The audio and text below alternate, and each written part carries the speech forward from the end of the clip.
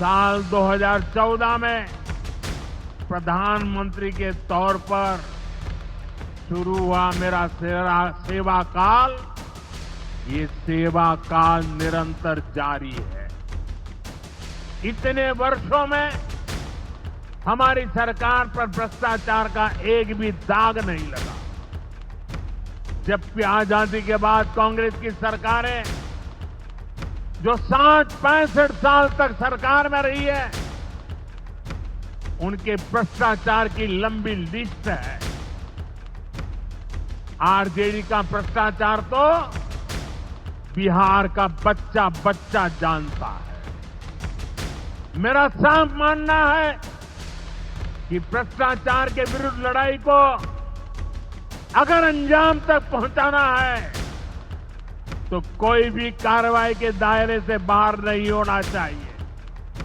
आप सोचिए, आज कानून है कि अगर किसी छोटे सरकारी कर्मचारी को 50 घंटे तक हिरासत में रख दिया तो अपने आप वो सस्पेंड हो जाता है।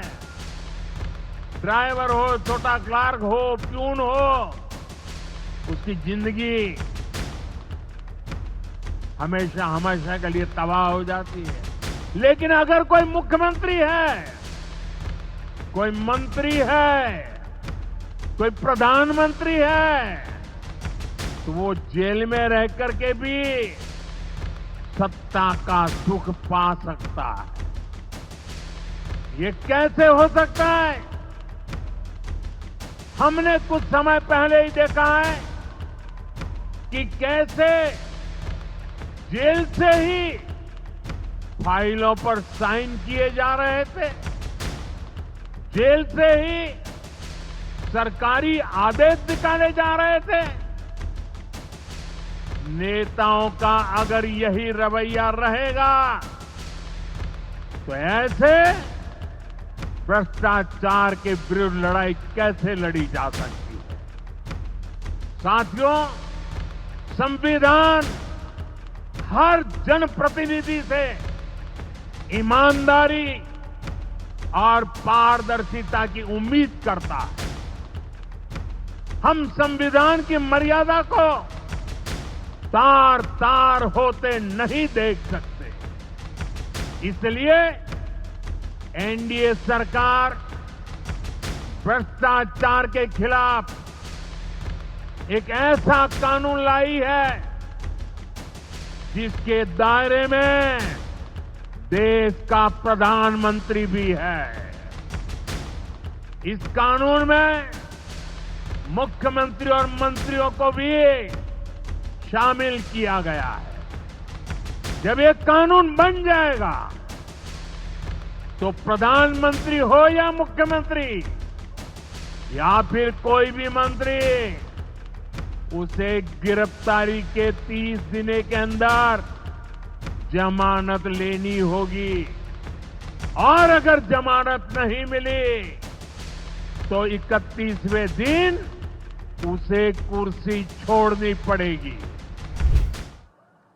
बिहार के लोगों के प्रति इतनी घृणा और कोई भूल नहीं सकता। कांग्रेस का बिहार के लोगों के प्रति जो दुर्व्यवहार देखने के बाद भी यहां आरजेडी वाले गहरी नींद में सोए पड़े थे।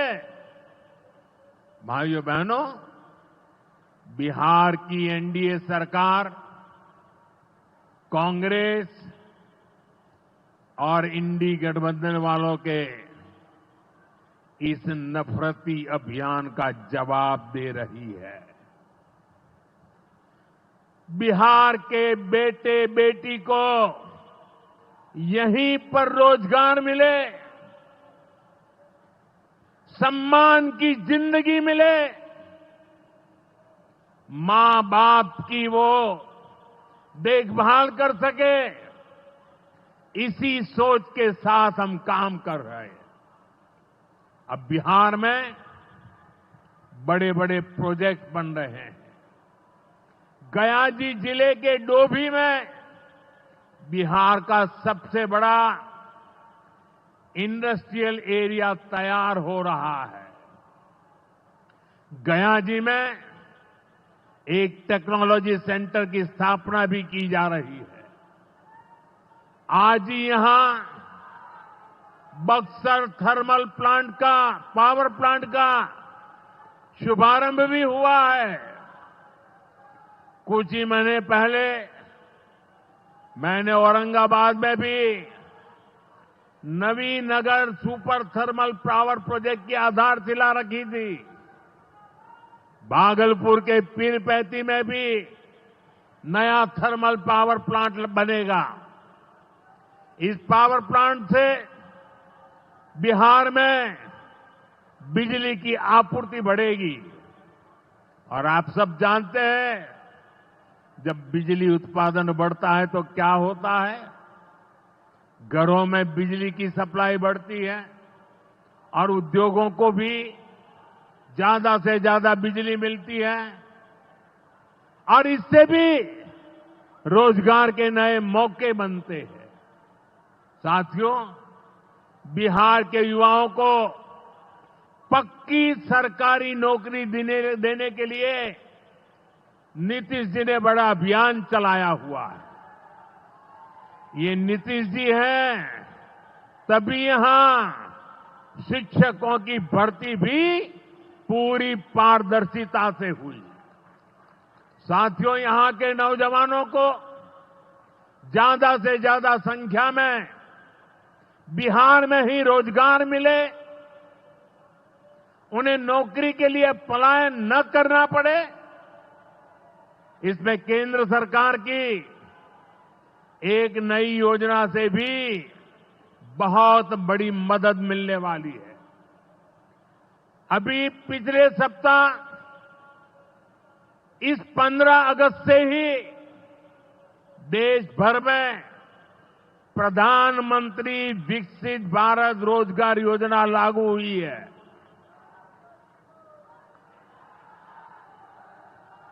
इसके तहत हमारे युवा जब निजी क्षेत्र में पहली नौकरी करेंगे तो केंद्र सरकार उन्हें अपने पास से 15,000 रुपये देगी। जो प्राइवेट कंपनियां युवाओं को रोजगार देगी, उन्हें भी अलग से पैसे सरकार देगी। इस योजना का बहुत बड़ा लाभ बिहार के मेरे युवाओं को भी होगा। साथियों, हमारे देश में कांग्रेस हो, आरजेडी हो, इनकी सरकारों ने कभी जनता के पैसे का मोल नहीं समझा। इनके लिए जनता के पैसे का मतलब रहा है खुद की तिजोरी भरना। इसलिए कांग्रेस आरजेडी की सरकारों में सालों साल तक परियोजनाएं पूरी नहीं होती थी। कोई योजना जितनी थी उतना उसमें ये पैसे कमा लेते थे। अब इस गलत सोच को भी एनडीए सरकार ने बदल दिया है। अब शिलान्यास के बाद कोशिश होती है जल्द से जल्द समय सीमा में उस काम को पूरा करने के लिए सफल प्रयास किया जाए। आज का एक कार्यक्रम इसका भी एक शानदार उदाहरण है। औंटा सिमरिया सेक्शन का शिलान्यास करने का सौभाग्य बिहार के लोगों ने मुझे दिया था। और आप लोगों की कृपा देखिए, आप लोगों का प्रेम देखिए, कि जिस ब्रिज का शिलान्यास आपने मुझे करने के लिए कहा, आज इसका लोकार्पण करने का अवसर भी आपने मुझे दिया है। ये पुल सिर्फ सड़कों को नहीं, पूरे उत्तर और दक्षिण बिहार को जोड़ने का काम करेगा। जो भारी वाहन पहले गांधी सेतु से होकर 150 किलोमीटर का लंबा चक्कर काटते थे, अब सीधा रास्ता पाएंगे। इससे व्यापार तेज होगा, उद्योगों को ताकत मिलेगी और तीर्थयात्रियों का भी पहुंचना आसान होगा। विकास के जिन प्रोजेक्ट की नींव एनडीए सरकार में रखी जाती है, वो पूरा होकर रहेंगे, ये बात पक्की है। साथियों, एनडीए की डबल इंजन सरकार यहां रेलवे के विकास के लिए भी तेजी से काम कर रही है। अमृत भारत स्टेशन योजना के तहत गयाजी रेलवे स्टेशन को आधुनिक बनाया जा रहा है। इससे गयाजी रेलवे स्टेशन पर यात्रियों को एयरपोर्ट जैसी सुविधाएं मिलेगी। आज गया वो शहर है जहां राजधानी, जनशताब्दी और made in India Vande Bharat ट्रेनों की सुविधा उपलब्ध है। गयाजी, सासाराम, प्रयागराज, कानपुर होते हुए दिल्ली तक सीधा कनेक्शन बिहार के युवाओं को, यहां के किसानों को, यहां के व्यापारियों के लिए नई संभावनाएं बना रहा है।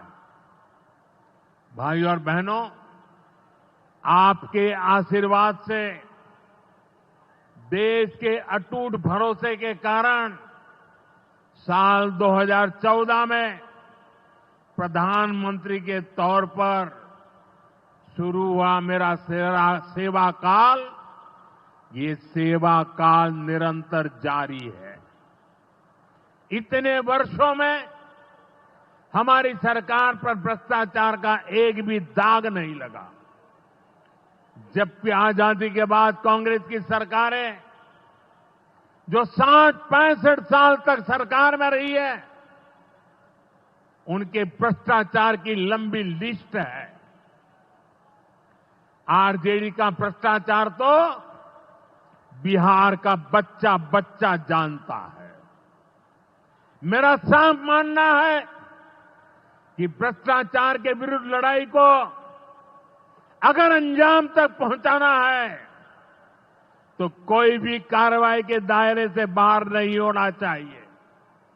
आप सोचिए, आज कानून है कि अगर किसी छोटे सरकारी कर्मचारी को 50 घंटे तक हिरासत में रख दिया तो अपने आप वो सस्पेंड हो जाता है। ड्राइवर हो, छोटा क्लार्क हो, प्यून हो, उसकी जिंदगी हमेशा हमेशा के लिए तबाह हो जाती है। लेकिन अगर कोई मुख्यमंत्री है, कोई मंत्री है, कोई प्रधानमंत्री है, तो वो जेल में रह करके भी सत्ता का सुख पा सकता है। ये कैसे हो सकता है?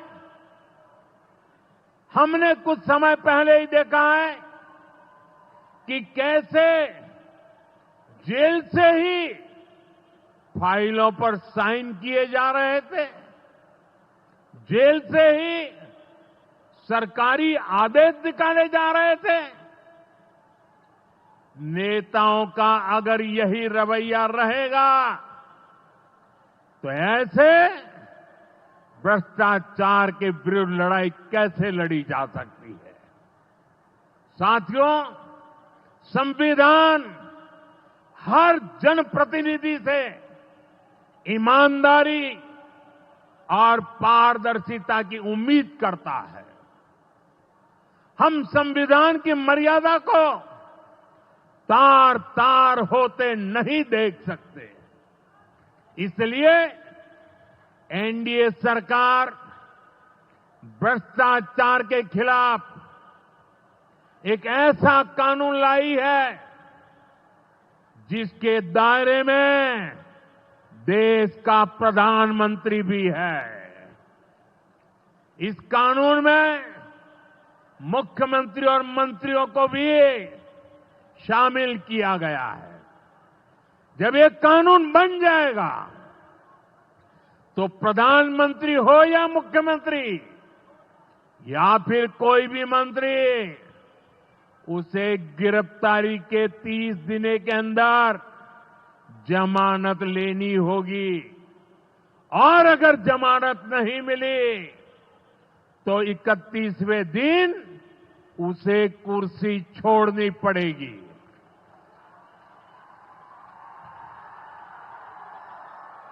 आप कहिए भाइयों, जो जेल जाए उसने कुर्सी छोड़नी चाहिए कि नहीं छोड़नी चाहिए? क्या वो कुर्सी पर बैठे रह सकता है क्या? क्या वो सरकारी फाइलों पे साइन कर सकता है क्या? क्या जेल में से कोई सरकार चला सकता है क्या? और इसलिए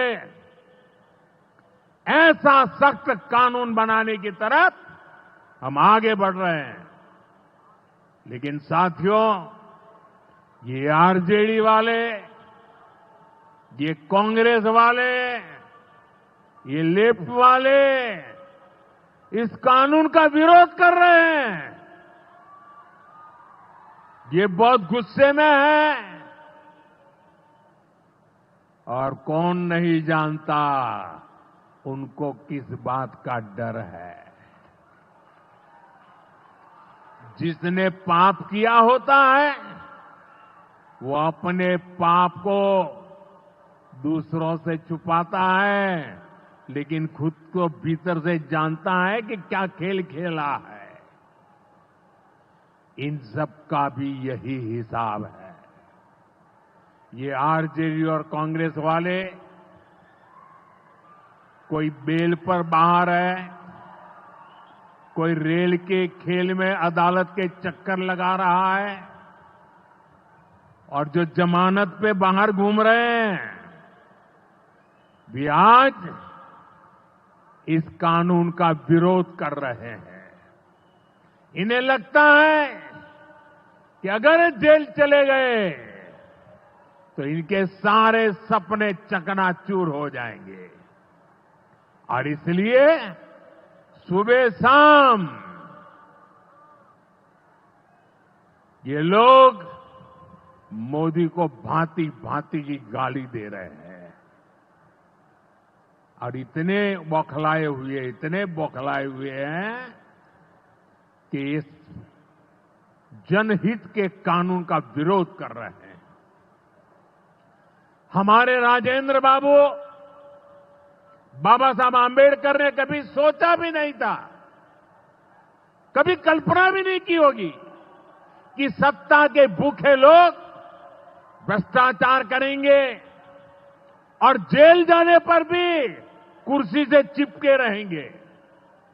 लेकिन अब भ्रष्टाचारी जेल भी जाएगा और उसकी कुर्सी भी जाएगी। भारत को भ्रष्टाचार से मुक्त होने का संकल्प देश के कोटि कोटि लोगों का है। ये संकल्प सिद्ध होकर रहेगा। साथियों, मैंने लाल किले से एक और खतरे की बात की है, और ये खतरा बिहार पर भी है। देश में घुसपैठियों की बढ़ती संख्या चिंता का विषय है। बिहार के सीमावर्ती जिलों में तेजी से डेमोग्राफी बदल रही है। इसलिए एनडीए सरकार ने तय किया है कि देश का भविष्य घुसपैठियों को नहीं तय करने देंगे। घुसपैठियों को बिहार के युवाओं के रोजगार नहीं छीनने देंगे। जिन सुविधाओं पर भारतीय लोगों का अधिकार है, उस पर घुसपैठियों को डाका नहीं डालने देंगे। इस खतरे से निपटने के लिए मैंने डेमोग्राफी मिशन शुरू करने की बात कही है। बहुत जल्द ये मिशन अपना काम शुरू करेगा। हम हर घुसपैठियों को देश से बाहर करके ही रहेंगे। आप मुझे बताइए, एक घुसपैठियों को निकालना चाहिए कि नहीं निकालना चाहिए? क्या ये घुसपैठिए आपका रोजगार छीनने आपको मंजूर है? एक घुसपैठिया आपकी जमीन पे कब्जा कर ले आपको मंजूर है? एक घुसपैठिया आपका हक छीन ले आपको मंजूर है? बिहार के आप सभी लोग देश के भीतर बैठे घुसपैठियों के समर्थकों से भी सावधान रहिए। जान जाइए कौन घुसपैठियों के साथ खड़ा है। कांग्रेस और आरजेडी जैसे दल बिहार के लोगों का हक छीनकर घुसपैठियों को देना चाहते हैं। तुष्टीकरण के लिए, वोट बैंक को बढ़ाने के लिए कांग्रेस आरजेडी वाले कुछ भी कर सकते हैं, कितने ही नीचे जा सकते हैं। इसलिए बिहार के लोगों को बहुत सतर्क रहना है। साथियों, हमें हमारे बिहार को कांग्रेस आरजेडी की बुरी नजर से बचाकर रखना है। बिहार के लिए ये समय बहुत अहम है। बिहार के युवाओं के सपने पूरे हो, बिहार के लोगों की आकांक्षाओं को नई उड़ान मिले, इसके लिए केंद्र सरकार और नीतीश जी के साथ हम कंधे से कंधा मिलाकर बिहार के कल्याण के लिए काम कर रहे हैं। बिहार में विकास की गति बनी रहे, इसके लिए डबल इंजन की सरकार लगातार मेहनत कर रही है। आज के विकास प्रोजेक्ट इसी दिशा में महत्वपूर्ण कदम है। मैं एक बार फिर इन परियोजनाओं के लिए बिहार को बहुत बहुत बधाई देता हूं। मेरे साथ बोलिए, भारत माता की, भारत माता की, भारत माता की। बहुत बहुत धन्यवाद।